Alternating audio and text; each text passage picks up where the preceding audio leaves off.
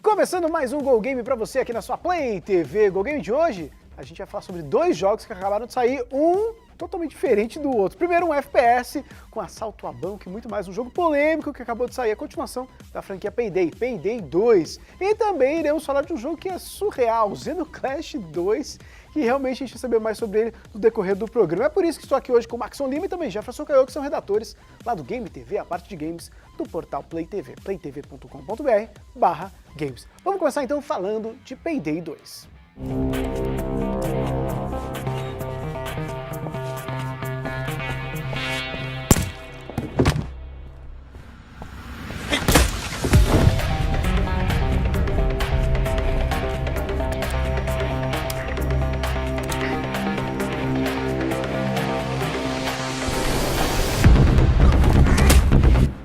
O jogo que muita gente está aí focada no GTA V, todo mundo falando, GTA franquia polêmica, GTA franquia polêmica.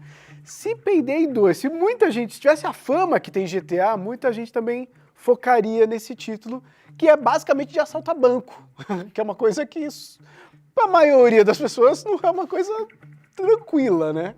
E aí, o que você achou da continuação da franquia? O título inova em alguma coisa, Jefferson? Não, né? Cara, achei que nem precisa, né?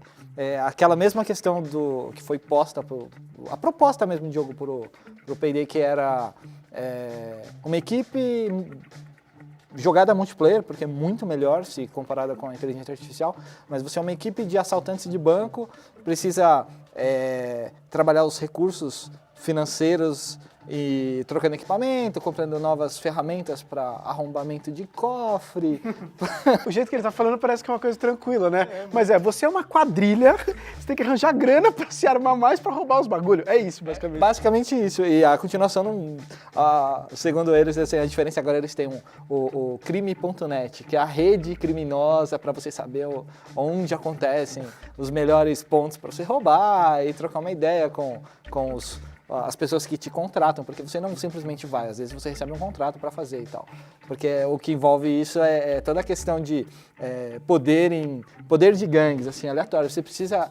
Uma das primeiras missões é assaltar um distrito de 4 lojas que é de uma gangue rival, por exemplo. Assim. Então não são só bancos, tem lojas também, joalherias, desse tipo de loja. Você acaba assaltando de tudo, os bancos são as missões, uma das missões mais difíceis, porque envolve equipamento. Você não pode chegar a assaltar um banco com uma broca. Você tem uma broca lá pra assaltar cofrinho pequenininho, mas porra, assaltar um banco gigante não vai dar, né? Mas assim, tem algum enredo?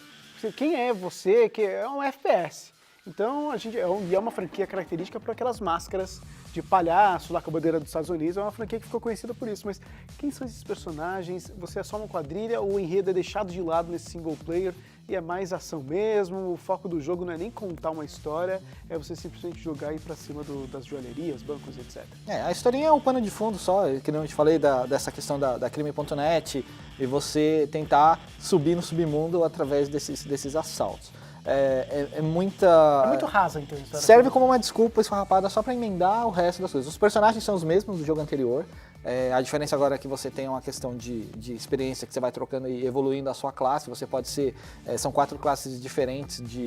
Tem o Ghost, por exemplo, que é aquele cara que só vai fazer o scout da região, olhar as câmeras e tal, deixar tudo meio que preparado para as outras pessoas invadirem. Tem o cara que é especialista em equipamentos para arrombamento. Então ele vai ter um manuseio melhor na broca, porque a broca vive quebrando. Ela tá lá perfurando e demora, cara, demora muito. Aí tá lá perfurando e tal, aí quebra. Aí você tem que ir lá corrigir e começa. Aí se você tem experiência nessa parte, você vai ganhar maior velocidade na hora do arrombamento desses cofres. Tem o cara que é o cara que defende todo mundo, que atira e tal, e por aí vai. Então, o lance do multiplayer com a história e tudo isso é ligado mais nesse sentido, assim. Cara, esse jogo é muito errado. É muito errado, cara. Tem uns jornalistas aí, se descobrissem esse jogo, vão ficar loucos com essa história, né? Lembrando que é um jogo voltado para adulto, é claro, que tem discernimento ali do que é a realidade. Mas você falou do multiplayer. realmente é um jogo para se jogar multiplayer. Até quantos jogadores ali? São 4 contra 4? Não. É um multiplayer cooperativo, de missão. Tá. São 4 jogadores, é mais ou menos hoje o mais famoso acho que é o modo Horda do Gears of War. Então você precisa, além de defender o seu território, você precisa fazer certos objetivos. No caso, arrancar o dinheiro dessas lojas, desses bancos, escoltar pessoas. Às vezes você tipo precisa Capture the escoltar. Flag, assim? Exatamente, só que sem o outro time. É sempre o computador tentando quebrar sua defesa e te eliminar. Como multiplayer, ele é excelente, assim, não tem nem o que reclamar. A quantidade de pessoas que está jogando no PC é maior do que nos videogames. Eu demorei um pouco para encontrar uns jogadores e tal, mas a diversão é a mesma. Conversando, é imprescindível que você tenha um headset para você guiar o seu time ou ser guiado por alguém e tal. A inteligência artificial é péssima, toda hora eles estão junto de você, eles vão morrer eventualmente, você vai ter que recuperar e você pode morrer junto. A recomendação é online e multiplayer sempre. Tá certo, então esse Payday 2 aqui no Go Game. Na segunda parte do nosso programa, iremos falar de Xenoclash 2, um jogo surreal. A gente já volta.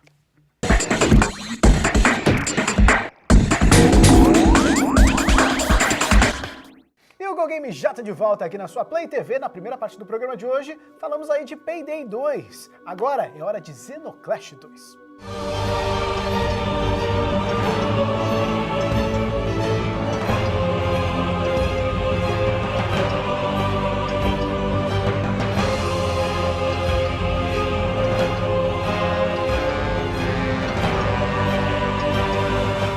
Que jogo é esse? Vamos falar primeiro da Steam, que é a produtora responsável por Xenoclash 2.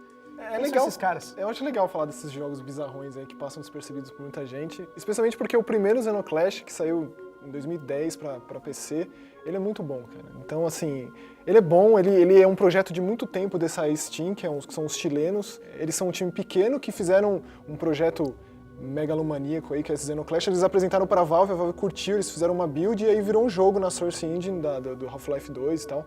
E aí foi um sucesso, assim, por ser inusitado, é um jogo de pancadaria em primeira pessoa, extremamente esquisito, com criaturas híbridas de animais, com gente. É bem bizarrão mesmo, mas é muito bom. Então na E3 ano passado, quando eles anunciaram o Xenoclash 2, foi uma surpresa, eu nunca esperava. Porque assim, por mais que a história do primeiro jogo seja muito interessante, ela não é o foco. É um jogo arcade, assim, ele é linear, ele tem até tela de versus antes de entrar os personagens, então o foco é mais no quão diferente são os controles. Né? Então a história, ela era muito confusa. Como que era a história do primeiro e como ela se liga com o segundo jogo? Como ela é continuação direta, não tem nem como você começar a entender sem jogar o outro, tanto que o modo tutorial do segundo tem um resuminho, que é imprescindível, conta a história de um cara que é tipo uma sociedade neandertal, assim, uma época das cavernas que não tem sociedade, não tem valores, não tem certo e errado, qualquer tipo de coisa, padrões éticos, assim, não existe. Então você meio que sai desse seu grupo das cavernas lá que você fazia parte, porque você descobre o segredo do Father Mother, que é o cara que toma conta do grupo. E aí, por ele saber esse segredo, ele parte em busca desse sujeito para desmascarar e contar para todo mundo desse grupo que ele não é bem o que todo mundo pensa. Todo mundo acha que nasceu desse cara, que ele é o pai e a mãe de todos, mas na verdade não. Então o grande segredo do jogo é isso. Esse cara, ele é um sequestrador de crianças, que ele ia no mundo todo, nesse Xenozoic, sequestrando os bebês e criando esses bebês desses pais que ficaram sem os filhos.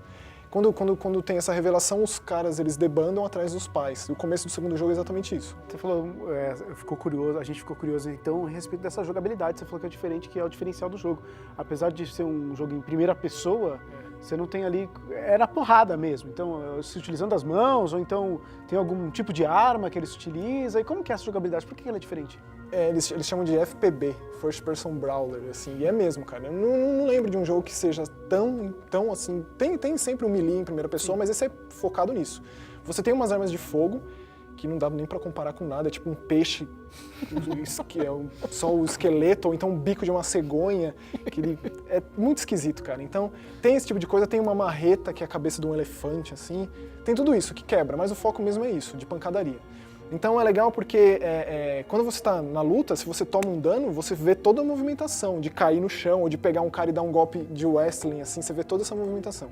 Infelizmente, cara, que é a parte triste desse jogo, né? Ele foi um projeto muito maior do que os caras conseguiriam dar conta, diferentemente do primeiro, que foi bem mais modesto e que funcionava, era divertido, esse não. Esse é problema para todo lado.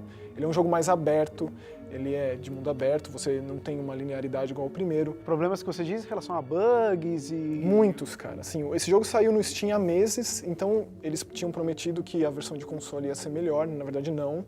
É tão ruim quanto. Você tem uma evolução desse personagem, assim? Acontece a respeito de distribuição de pontos, etc? Algo parecido ou não? Ele é bem diferente do primeiro nisso. O primeiro encontro era super simples, não tinha evolução de nada, nem de vida, nem de golpes novos, nada. Esse tem. Você encontra espalhados pelo cenário uns totens que te dá pontos para você distribuir entre atributos. Entre eles é força, vitalidade, que a estamina conta muito, você não pode bater o quanto quiser, ele cansa, você tem que ficar fugindo dos inimigos ou na defensiva para recuperar essa estamina. E aí você ganha também uma influência. Essa influência é muito importante para que você chame pessoas para sua causa. E o legal é isso, porque o jogo ele é muito esquisito, ele sempre foi, né, no primeiro, mas nunca teve uma explicação do que é isso, o que é esse Cenozoico, o que é esse mundo, quem que é esse Father Mother, quem que é esse Golem, por que ele faz isso, por que ele tenta criar conceitos de sociedade nesse mundo das cavernas e tal. Esse jogo conta essa história. Então, assim, por mais que fosse muito ruim, e realmente, cara, é penoso chegar até o final, eu cheguei porque a história é conclusiva e é muito interessante. Os caras, eles se empenharam muito nessa parte de criar um mundo que você nunca viu, baseado em um monte de pintor surrealista, Salvador Dalí, da vida, essas coisas. E é tudo muito fascinante, mas que passa a ser triste, cara, porque você não consegue tirar proveito disso, dado todos os problemas que esse jogo tem. Isso mesmo no modo cooperativo? Especialmente, porque assim, a Rimate, que é a outra a heroína do jogo, que tá sempre com o Gat, ela não existe assim se você está jogando sozinho. Ela aparece nas cutscenes, essa coisa clássica, que apareceu até no Dead Space 3 agora. Ela aparece, mas depois é sempre você e você pode chamar alguém para te ajudar, porque as pancadarias são difíceis e muitas vezes tem muita gente. Mas se você joga com alguém, a pessoa pode entrar a qualquer momento e vai estar evoluída tanto quanto você e tal. Mas é muito problemático, cara. Porque às vezes o headset para de funcionar, às vezes a pessoa que pode estar longe de você, você não consegue mais ver ela no mapa, a marcaçãozinha dela some, a marcação fica paralisada, você chega lá, a pessoa... Então, eu tô muito pra frente, mas na verdade tá lá. Você vê que ela tá na sua frente, mas na verdade ela tá muito lá mais pra frente. Então, assim, o que seria muito divertido era uma das coisas que eu mais esperava mesmo, esse modo cooperativo, que seria tão legal. Mais uma frustração de um jogo que foi demais para um time pequeno, que infelizmente não soube dar conta. Assim. Tá certo, então Xenoclash 2, esse é o jogo que a gente estava comentando aqui, você pode conhecer no Go Game de hoje, além, é claro, de Payday 2, que a gente comentou na primeira parte do programa. Lembrando, claro, que você pode ficar antenado sobre notícias de games, conferir análise, tudo isso lá no Game TV, a parte de games do portal Play TV, playtv.com.br/games, e lá também tem a nossa parte do Go Game para você conferir os programas anteriores. Se você perdeu alguma análise que a gente fez aqui no programa, você pode conferir quantas vezes você quiser. Não deixe de nos seguir também lá no Twitter, @GoGamePlayTV. O programa de hoje vai ficando por aqui. Valeu, Jefferson. Valeu, Maxon. Semana que vem tem muito mais.